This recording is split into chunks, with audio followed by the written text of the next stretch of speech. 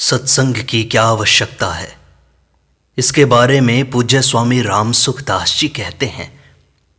एक सत्संगी भाई ने एक व्यक्ति से सत्संग में चलने को कहा तो वह व्यक्ति बोला, मैं पाप नहीं करता, अतः मुझे सत्संग में जाने की आवश्यकता नहीं है।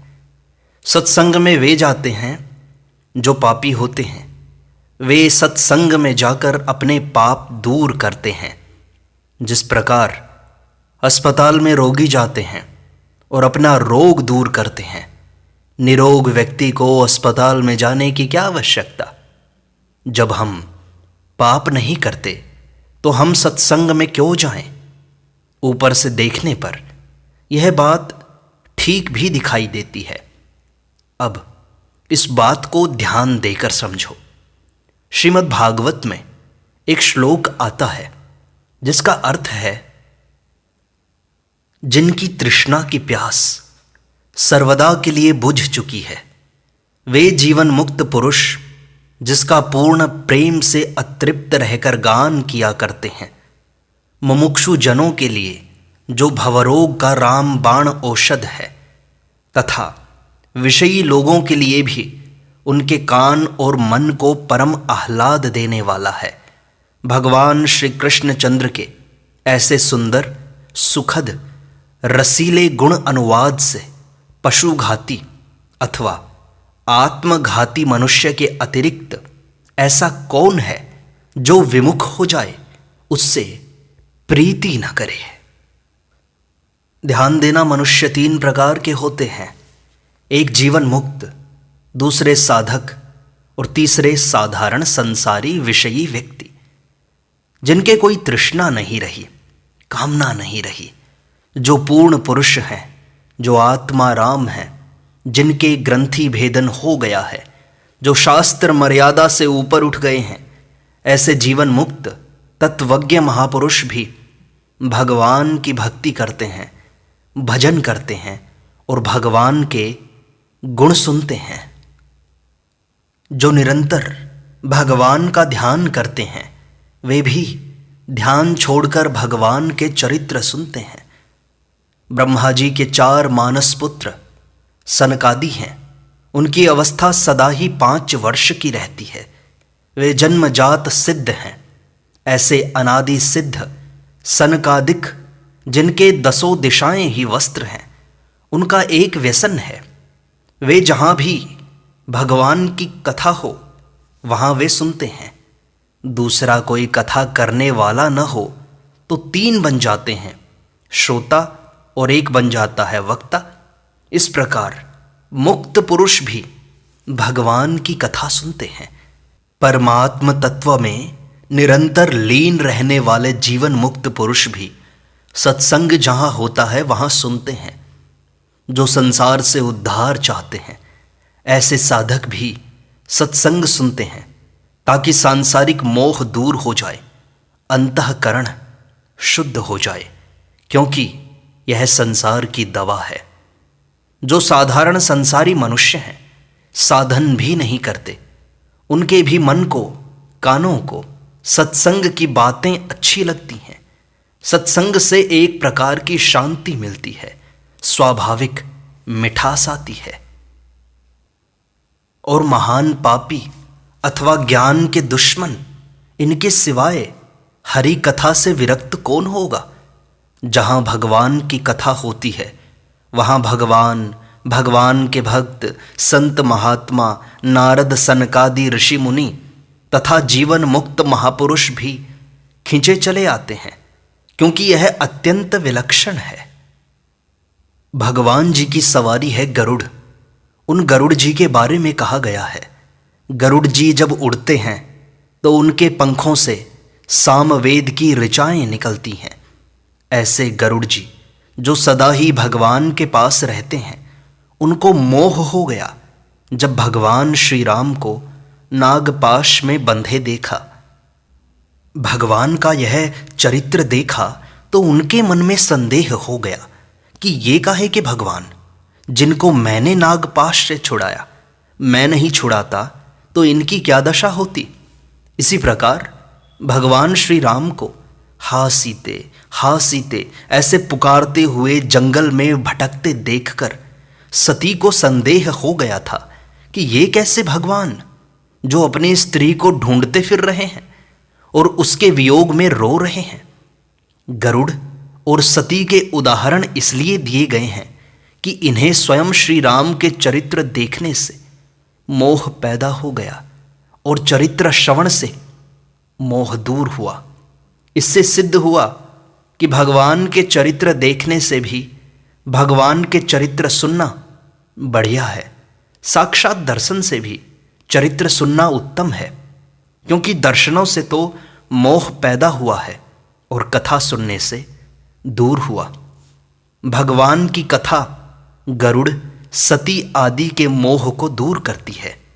इसका तात्पर्य है कि जिनको मोह हो गया वे भी सत्संग के अधिकारी हैं, तो जिनको मोह नहीं है वे तत्वज्ञ पुरुष भी अधिकारी हैं, तथा घोर संसारी आदमी सुनना चाहें तो वे भी अधिकारी हैं। कोई ज्ञान का दुश्मन ही हो तो उसकी बात अलग है। हरि कथा में रुचि नहीं होती तो भाई अंतःकरण बहुत मैला है, मामूली मैला नहीं है। मामूली मैला होगा तो स्वच्छ हो जाएगा, परंतु ज्यादा मैला होने से सत्संग अच्छा नहीं लग सकता। सत्संगति सब मैलों को दूर करती है, परंतु सत्संग करते रहने से। यदि मनुष्य सत्संगति करे ही नहीं तो मैल दूर कैसे होंगे। पित्त का बुखार होने से मिश्री कड़वी लगती है, कैसे करें। तो कड़वी लगने पर भी खाते रहो। मिश्री में खुद में ताकत है कि वह पित्त को शांत कर देगी और मीठी लगने लग जाएगी। ऐसे ही सत्संग भजन में रुचि न हो तो भी सत्संग भजन करते रहने से ज्यों ज्यों पाप नष्ट होने लगेंगे त्यों त्यों सत्संग में मिठास आने लगेगा। जिस मिठाई को हम चखे ही नहीं उसका स्वाद हम कैसे जान सकते हैं।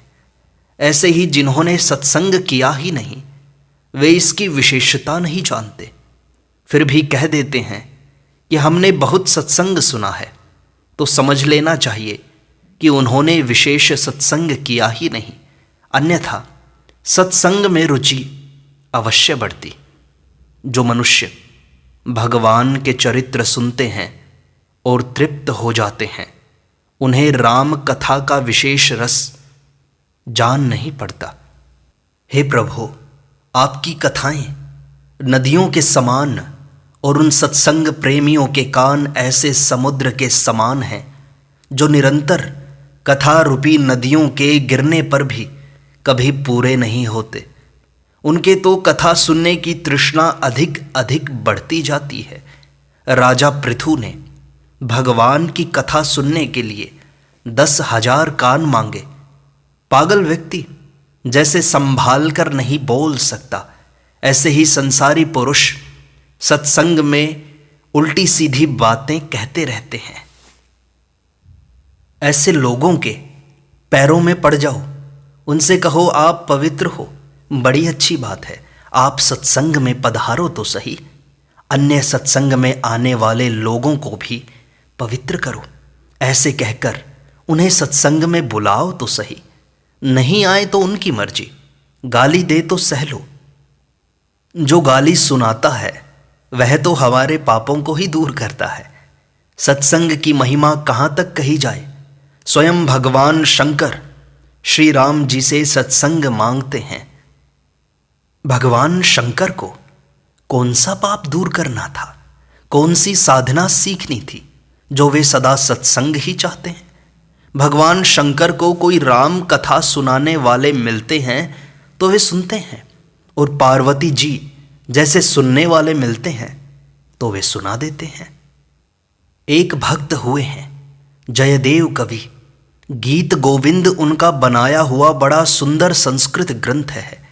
भगवान जगन्नाथ स्वयं उनके गीत गोविंद को सुनते थे। भक्तों की बात भगवान ध्यान देकर सुनते हैं। एक मालिन थी, उसको गीत गोविंद का एक ही पद याद हो गया।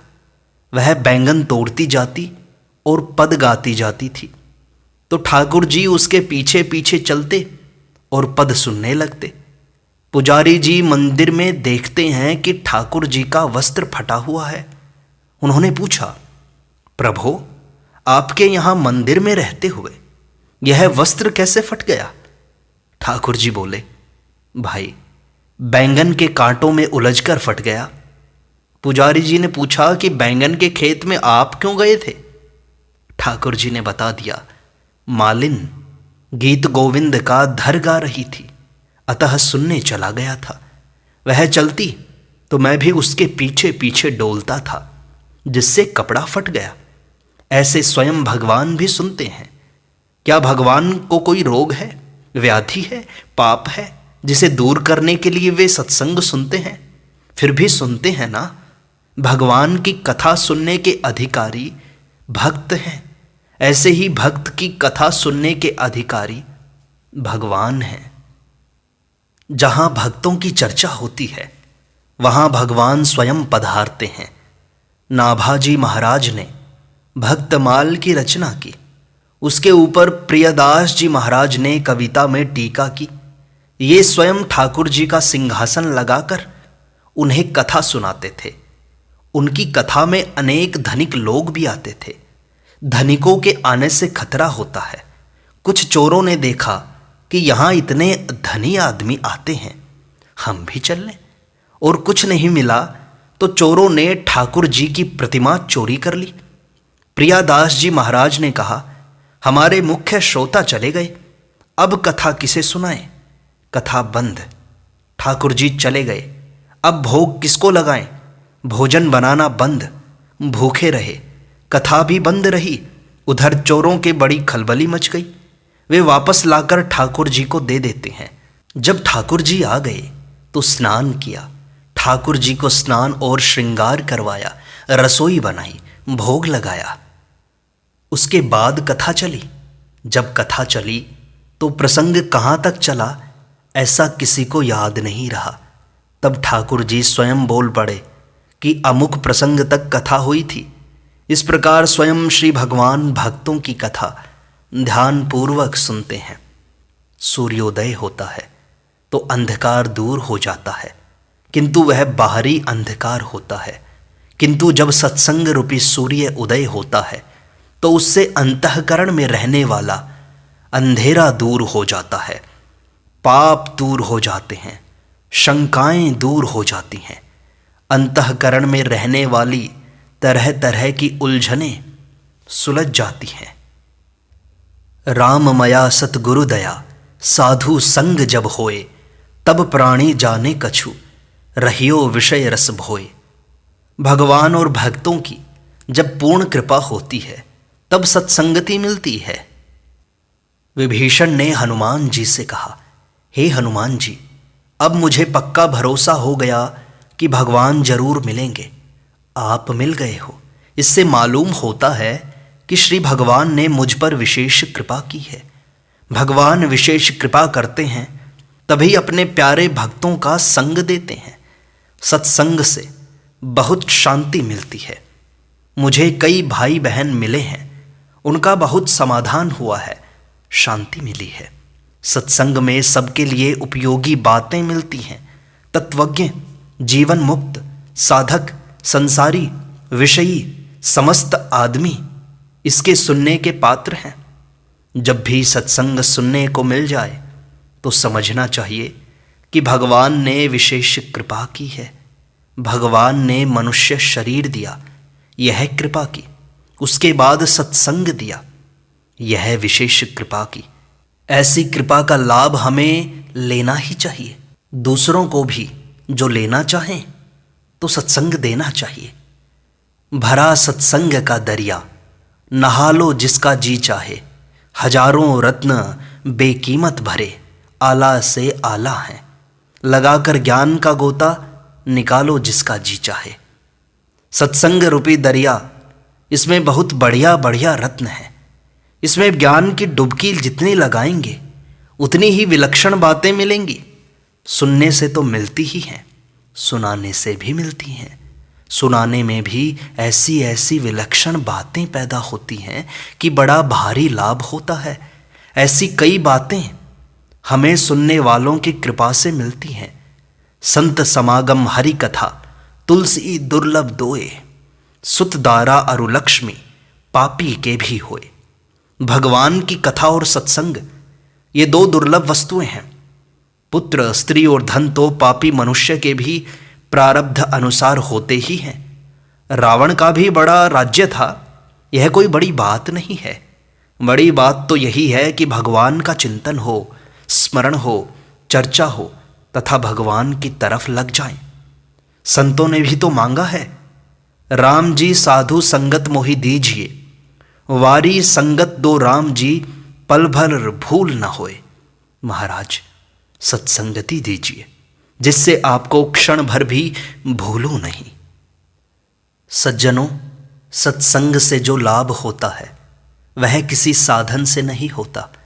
साधन करके जो परमात्म तत्व को प्राप्त करना है वह कमाकर धनी होने के समान है। किंतु सत्संग सुनना तो गोद में जाना है। गोद चले जाने से कमाया हुआ धन स्वतः मिल जाता है। संतों ने कितने वर्ष लगाए होंगे, कितना साधन किया होगा, कितनों का संग किया होगा, उन सब का सार आपको 1 घंटे में मिल जाता है। गोद जाने में क्या जोर आवे साहब, आज कंगला और कल लखपति। वह तो कमाए हुए धन का मालिक बन जाता है। सत्संग के द्वारा ऐसी ऐसी चीज़ें मिलती हैं जो बरसों तक साधन करने से भी नहीं मिलती। इसलिए भाई, सत्संग मिल जावे तो जरूर करना चाहिए। इससे मुफ्त में कल्याण होता है, मुफ्त में। इसलिए सत्संग का मन ना भी करे तो भी बैठो। बैठने से, सुनने से धीरे धीरे पापों का नाश होगा। चित्त जितना मैला है वो शुद्ध होगा और धीरे धीरे भगवान के सत्संग में, भगवान के नाम जप में रस आने लगेगा। भगवान में भक्ति और प्रीति बढ़ जाएगी। नारायण नारायण नारायण।